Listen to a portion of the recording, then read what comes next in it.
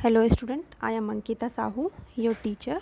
तो देखिए, जो मैंने आप लोग को लास्ट वीडियो सेंड की थी उसमें अलंकरण के अभिप्राय बताए थे कि कैसे जो उनके भोजन पात्र थे, मदिरा पात्र थे और जल पात्र थे, उन पे कैसे उन्होंने अलंकरण किया हुआ है, क्या क्या चीज़ें उस पे बनाते थे।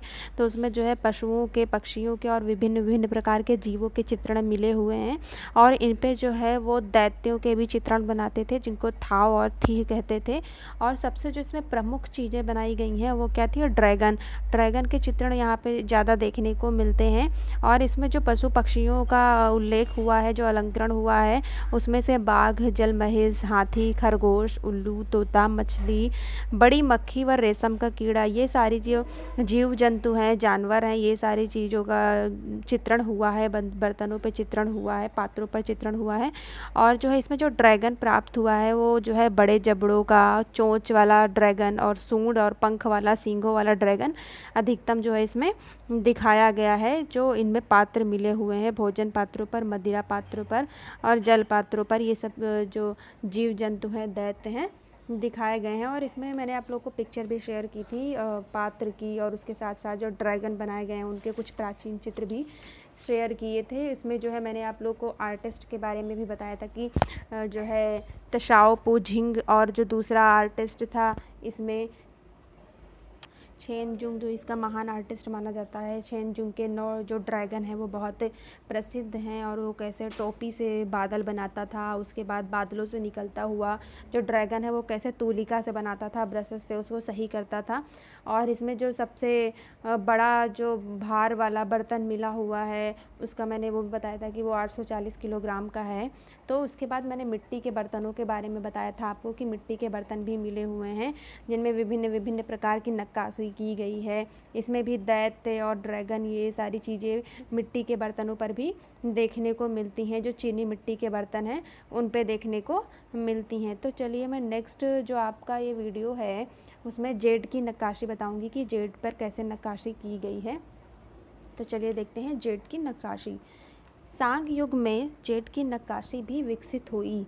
यह स्टील से भी कठोर रवेदार पत्थर है जो मुख्यतः श्वेत होता है और हरी, नीली, बादामी, भूरी, लाल अथवा काली आभा लिए भी मिलता है। तो देखिए, जो जेड है ये एक प्रकार का पत्थर है। तो ये जो है इसमें चीनी युग में जेड की नक्काशी प्राप्त हुई है। शांग युग जो है चीन की कला में, उसमें ये जेड की नक्काशी प्राप्त हुई है। तो ये क्या है, वो जो पत्थर होता था वो स्टील से भी कठोर पत्थर होता था, और ये जो है रवेदार पत्थर है, मतलब इसमें छोटे छोटे दाने प्राप्त होते हैं। और ये जो है मुख्यतः कौन कौन से कलर का होता था? देखिए, ये जो है श्वेत होता था, सफ़ेद कलर का होता था, और हरी, नीली, बादामी, भूरी, लाल अथवा काली आभा लिए भी मिलता था। तो ये जो है ये पत्थर इन कलर्स में भी मिलता था, लेकिन अधिकतम आप इसके जब पिक्चर देखेंगे, जेड की नक्काशी के जो पात्र मिले हुए हैं, अगर आप उसकी पिक्चर देखें तो अधिकतम आपको वो श्वेत कलर के ही देखने को मिलते हैं। किंतु ये जो है इन कलर्स में भी पत्थर आता है, बादामी, भूरी, लाल, काली और हरी, नीली आभा लिए हुए भी ये पत्थर मिलते हैं। यह चमकीला, अर्धपारदर्शी, आंतरिक वर्ण तथा चिन्हों को झलकाने वाला होने के कारण शुद्धता तथा साहस का प्रतीक माना जाता है। तो देखिए, ये जो है एक तरह के चमकीला पत्थर है, इसमें शाइनिंग बहुत रहती है, और ये अर्धपारदर्शी, मतलब ये पूरी तरह से ट्रांसपेरेंट नहीं है, थोड़ा ट्रांसपेरेंट है, और इसमें आंतरिक वर्ण तथा चिन्हों को झलकाने वाला होने के कारण शुद्धता तथा साहस का प्रतीक माना जाता है। तो इसमें जो अंदर वर्ण मतलब कलर होता है, तो जिसमें अंदर के कलर्स हैं वो भी अच्छे से दिखते हैं, बहुत अच्छे से वो चिन्हों को झलकाने वाला, मतलब अगर उसमें अंदर भी नक्काशी की गई है तो वो भी बहुत अच्छे से प्रतीत होती है। तो इसीलिए वो साहस का प्रतीक माना गया है, क्योंकि वो बहुत मजबूत होता था, पारदर्शी होता था, और उसमें अंदर की बनी हुई चीज़ें भी झलकती थी, वर्ण, उसके कलर जो थे वो भी झलकते थे। तो इसीलिए वो साहस का प्रतीक माना जाता था। क्या? जो जेड की नक्काशी थी वो तीक्ष्ण किनारे होते हुए भी इससे त्वचा नहीं करती थी।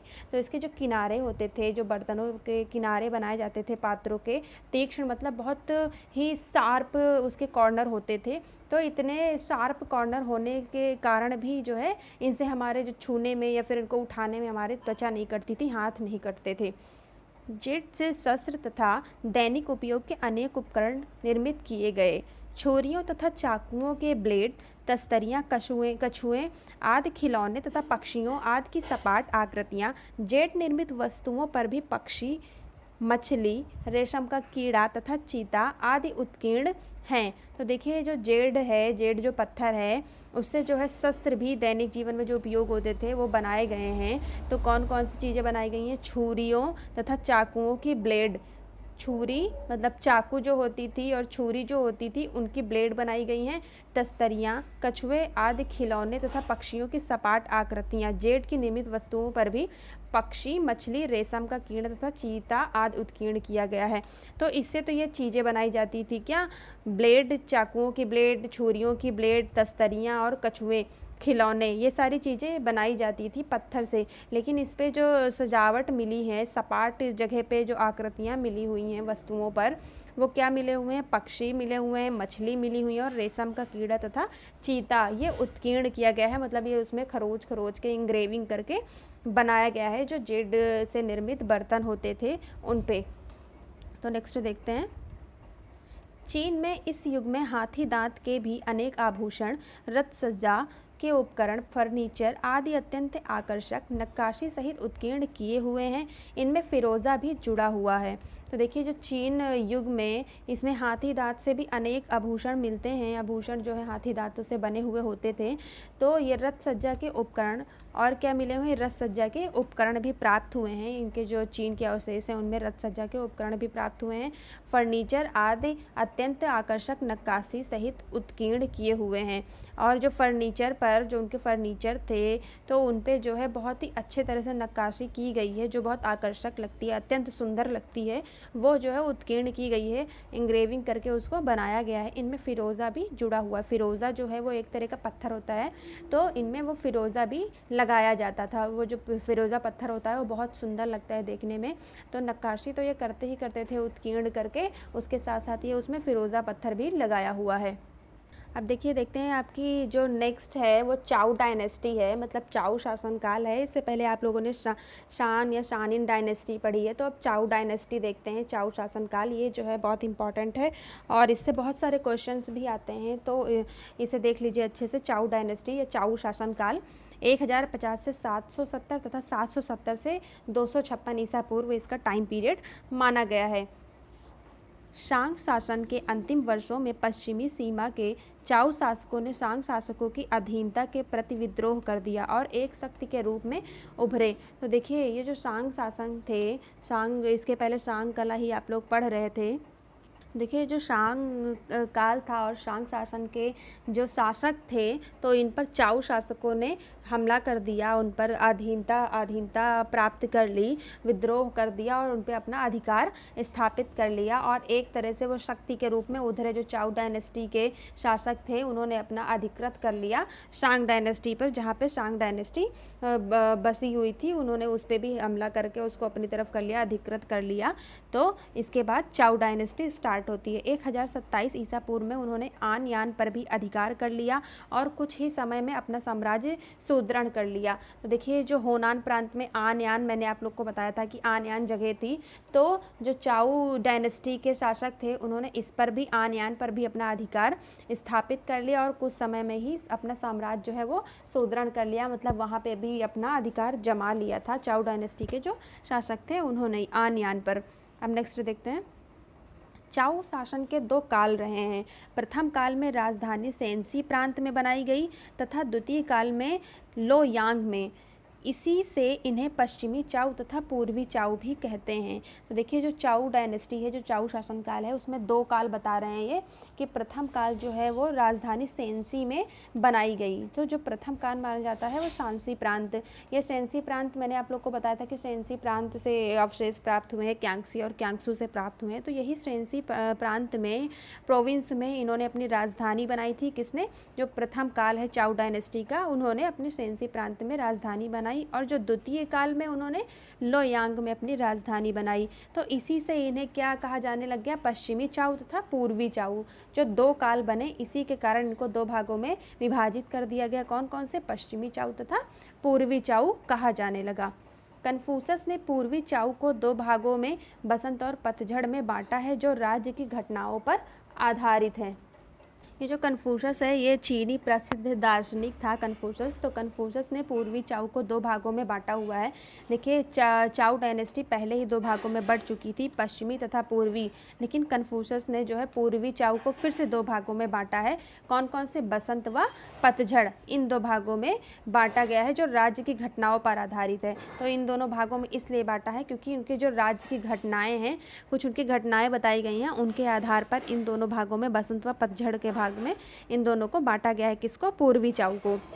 इस युग में अंत्येष्टि संस्कार तथा धार्मिक कर्मकांड बहुत बढ़ गए थे। ये इतने भव्य और प्रभावशाली हो गए कि चाउ युग का अंत एक यादगार बनकर रह गया। तो इस युग में अंत्येष्टि संस्कार होता है कि मृतकों को जलाना जो होता है उसको अंत्येष्टि संस्कार कहते हैं। तो जो अंत्येष्टि संस्कार और धार्मिक कर्मकांड, जो धर्म से रिलेटेड चीज़ें होती थी, वो बहुत ज़्यादा बढ़ गए थे। मतलब पूजा पाठ और मृतकों को दफनाना, जलाना, ये सब बहुत इस युग में बढ़ गया था। तो ये इतने भव्य और प्रभावशाली हो गए कि चाउ युग का अंत एक यादगार बनकर रह गया। तो ये जो है इतना ज़्यादा, इतने हाई लेवल पे स्टार्ट हो गया था ये धार्मिक कर्मकांड इसमें चाउ डायनेस्टी में। तो ये जो है बहुत प्रभावशाली माना जाने लग गया चाउ डायनेस्टी, इसीलिए उसको यादगार बना दिया। धार्मिक कर्मकांड जो थे उन्होंने, तो ये एक यादगार के रूप में याद किया जाता है। प्रसिद्ध दार्शनिक कन्फ्यूशस तक ने इसे स्वर्ण युग कहा। राज दरबार में संगीत, कला और साहित्य को विशेष प्रोत्साहन प्राप्त हुआ। तो देखिए जो प्रसिद्ध दार्शनिक मैंने बताया, कन्फ्यूशस जो है वो चीनी प्रसिद्ध दार्शनिक हैं, तो इन्होंने इसको स्वर्ण युग कहा। तो ये जो है आप लोग याद रखना कि जो चाउ डायनेस्टी है, चीन की चित्रकला में चाउ डायनेस्टी को स्वर्ण काल कहा जाता है। और किसने कहा था? कन्फ्यूशस। कन्फ्यूशस कौन है? चीनी दार्शनिक। तो इसने जो है वो चाउ डायनेस्टी को, चाउ शासनकाल को स्वर्ण युग कहा है। राज दरबार में संगीत, कला और साहित्य को विशेष प्रोत्साहन प्राप्त हुआ। इस टाइम पे जो है देखिए राज दरबार, जो दरबारी कला है, संगीत कला और साहित्य है, उसको बहुत प्रोत्साहन, मतलब उस कलाओं को बहुत आगे बढ़ाया गया, प्रोत्साहन प्राप्त है उनको। उन कलाओं के बारे में काफ़ी जानकारी चाउ डायनेस्टी में मिलती है। कौन सी? संगीत कला और साहित्य के बारे में। कांस्य पात्रों पर शासनादेश अंकित किए जाने लगे, जो आज तत्कालीन इतिहास को जानने का मुख्य स्रोत बन गए। तो देखिए जो कांस्य पात्र थे उन पे शासनादेश अंकित किए जाने लगे, मतलब जो शासन के आदेश होते थे वो पात्रों पर लिखे जाने लग गए। आज तत्कालीन इतिहास को जानने का मुख्य स्रोत बन गए, मतलब जो उस टाइम का इतिहास था उसको जानने के लिए आधुनिक जो जानकारी हमें मिलती है पहले इतिहास की, तो वो किससे मिलती है? जो कांस्य पात्रों पर उनके शासना आदेश लिखे जाते थे, अंकित किए जाते थे, तो उन्हीं से हमें साक्ष्य मिलते हैं और इतिहास देखने को मिलता है। तो वो एक तरह से जो कांस्य पात्र थे वो हमारे लिए स्रोत बन गए, इतिहास को जानने के लिए वो मुख्य स्रोत बन गए। इस युग की कला के उल्लेख ही अधिक मिले हैं, नमूने कम। कांस्य पात्रों की कला में लेख बहुत अधिक स्थान ग्रहण किए हुए हैं, आकृतियों का अंकन कम हुआ है। तो देखिए जो चाउ डायनेस्टी है, जो चाउ डायनेस्टी का युग है, उस टाइम पे कला के जो नमूने हैं वो कम प्राप्त हुए हैं। जैसे मैंने शांग काल में आपको इतना सब कुछ बताया कि वो पात्रों पे कौन कौन से पशु पक्षियाँ, दैत्य और ड्रैगन ये सब ड्रॉ करते थे और जो है उत्कीर्ण करते थे, लेकिन जो चाउ डायनेस्टी है उस पर जो है कला के उल्लेख, मतलब लिखावटी चीज़ें ज़्यादा मिली हुई हैं, उनके बारे में जो साक्षरता ज़्यादा मिली हुई है, लिखी हुई चीज़ें ज़्यादा मिली हुई हैं, और नमूने कम, मतलब एग्जाम्पल जो थे, अलंकरण जो थे वो कम प्राप्त हुए हैं।